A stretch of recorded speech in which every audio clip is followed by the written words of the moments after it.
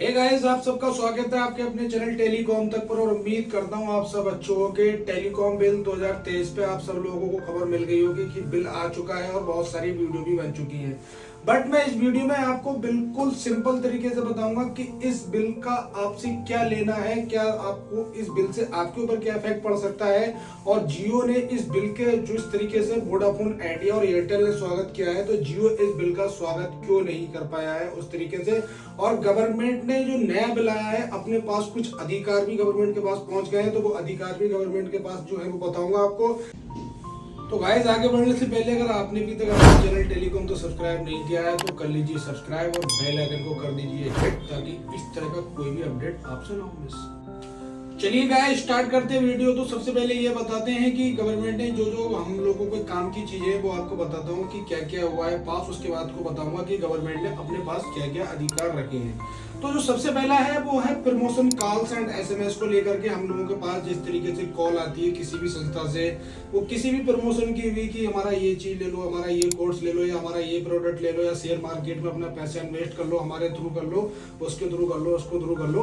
हम लोग क्या करते हैं कि उस कॉल को, उस बंदे को हम लोग मना करते हैं कि भाई हमारे पास कॉल नहीं आनी चाहिए, आपके प्रोडक्ट में बिल्कुल भी इंटरेस्टेड नहीं है। बट क्या होता है कि उस नंबर से हम लोग या ब्लैक लिस्ट कर देते हैं उसको, तो उस नंबर से हम लोगों के पास तो कॉल आना बंद हो जाती है, बट अदर नंबर से वही कंपनी हमारे पास कॉल करने लगती है। तो उस केस में अभी तक हम गवर्नमेंट का ऐसा कोई भी रूल नहीं था कि उस कंपनी को गवर्नमेंट कुछ भी कर पाती, बट अब ऐसा हो गया है। अगर बार बार आपको एक ही कंपनी डिस्टर्ब कर रही है तो आप इसकी गवर्नमेंट के पोर्टल पे जाके कंप्लेन कर सकते हैं, और अगर आपकी कंप्लेन सही पाई जाती है तो उस कंपनी के ऊपर 50,000 से लेकर के 2 लाख रुपए तक का जुर्माना लगेगा, और उसके जितने भी बल्क में लिए हुए कॉर्पोरेट नंबर होंगे वो सारे के सारे नंबर वहीं पर हो जाएंगे बंद। तो इससे सीधा जो ग्राहक को फायदा हुआ है, हम लोगों को फायदा ये हुआ है कि अगर हमारी मर्जी के बिना अब कोई भी कंपनी हम लोगों को बार बार डिस्टर्ब नहीं कर सकती। जो दूसरा सबसे बड़ा चेंजेस है वो ये है कि अब कोई भी जो भी सिम कार्ड हुआ करता था, हम लोग क्या करते थे, उसको डिजिटल केवाईसी के बिना ही हम लोग ले लिया करते थे, या जो भी इसके सेलर या वेंडर जो भी थे वो बेच दिया करते थे। लेकिन अब ऐसा नहीं होगा। जो भी सिम कार्ड होगा वो केवाईसी के बिना एक्टिव नहीं होगा, क्योंकि अब मैंडेटरी हो गया है केवाईसी।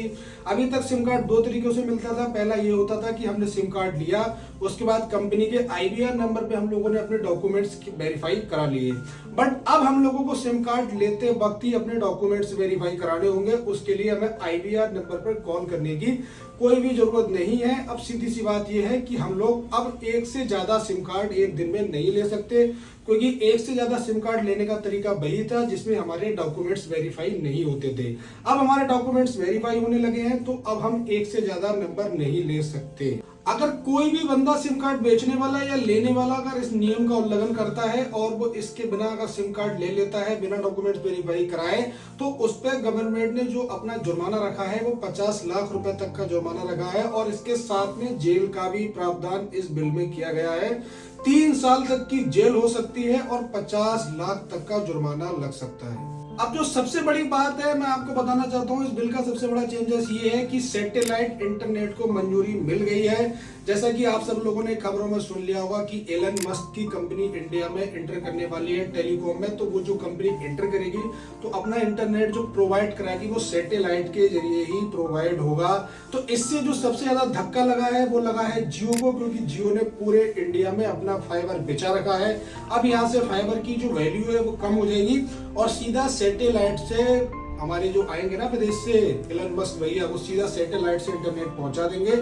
और इससे अंबानी साहब को थोड़ा धक्का लगा है, इसीलिए वो इस बिल का इतना ज्यादा स्वागत नहीं कर पाए हैं जितना खुल करके एयरटेल और वोडाफोन आइडिया ने इस बिल का किया है स्वागत। तो सैटेलाइट की मंजूरी से ये तो बात क्लियर हो गई है कि आप सब लोग वेलकम करने के लिए तैयार हो जाइए एलन मस्क का, क्योंकि अब उनका इंडिया में आना बिल्कुल तय हो गया है और इंटरनेट पहुंचाना बिल्कुल उनके लिए हो गया सिंपल। चलिए गाइस, अब लोग बात कर लेते हैं कि इस बिल से जो गवर्नमेंट के पास जो अधिकार है वो गवर्नमेंट के पास अब कौन कौन से ऐसे अधिकार हो गए हैं जो अब तक नहीं थे। तो मैं बताता हूँ सबसे पहला जो अधिकार है वो गवर्नमेंट के पास कौन सा है। तो सबसे पहला जो अधिकार है वो इंटरनेट शटडाउन। जैसे आप लोगों ने देखा होगा कि कहीं भी स्थिति को देखते हुए गवर्नमेंट इंटरनेट शटडाउन कर देती है, ताकि कहीं से कोई भी दंगा या कुछ ऐसी स्थिति है जहां पर इंटरनेट की जरूरत ना हो, तो वहां पर हम लोग देखते हैं कि इंटरनेट शटडाउन हो जाता है। तो अभी तक ये जो अधिकार था ये राज्य सरकारों के पास भी था, बट अब यहाँ से ये जो अधिकार है केवल केंद्र सरकार के पास ही है। अब कहीं भी अगर इंटरनेट शटडाउन करना है या इंटरनेट या कॉल की सुविधाएं बंद करनी है तो ये सिर्फ केंद्र सरकार ही कर सकती है। अब इसको कोई भी राज्य सरकार नहीं कर सकती। चलिए अब बात कर लेते हैं दूसरे पॉइंट के बारे में। देखिए इसको आपको भी ध्यान से सुनना चाहिए। पॉइंट ये है कि अभी तक हम लोगों ने देखा कि किसी भी पार्टिकुलर कंपनी के खिलाफ कोई विरोध कर रहा है तो उसमें क्या करते थे अभी तक लोग कि फाइबर कट कर दिया उस कंपनी का या उसके टावर को नुकसान पहुंचा दिया। तो अब अगर कोई भी ऐसा करता है तो उसको 3 साल तक की सजा और 2 करोड़ तक का उसको जुर्माना देना पड़ सकता है। ये केंद्र सरकार ने इस बिल में प्रावधान किया है। तो अब कोई भी जिस तरह की गुंडागिर्दी कहीं पर भी हो जाती थी ऐसा बिल्कुल नहीं होगा। अगर ऐसा कोई करता है तो उसको भारी जुर्माने से गुजरना पड़ेगा। अगले पॉइंट की बात कर लेते हैं। अगला पॉइंट वो सीधा बिल्कुल हम लोगों से जुड़ा हुआ है। अगला पॉइंट ये है कि किसी भी आपातकाल स्थिति में गवर्नमेंट को अगर लगता है कि किसी के भी मैसेजेस को ट्रैक करना है तो गवर्नमेंट कर सकती है। अभी तक ये था जो भी आप मैसेजेस या कॉल्स जो भी आप करते थे उस पर आपने देखा होगा कि सामने लिख के आता था end to end encrypted, but government के पास ये अधिकार अब आ गया है कि वो आपके जो डेटा है उसको कभी भी ट्रैक कर सकती है। लेकिन ये सिर्फ ओनली आपातकाल स्थिति में ही ट्रैक कर सकती है। ऐसा नहीं है कि हमेशा गवर्नमेंट आपका डेटा ट्रैक करेगी। तो ये जो अधिकार है अब गवर्नमेंट के पास आ गया है।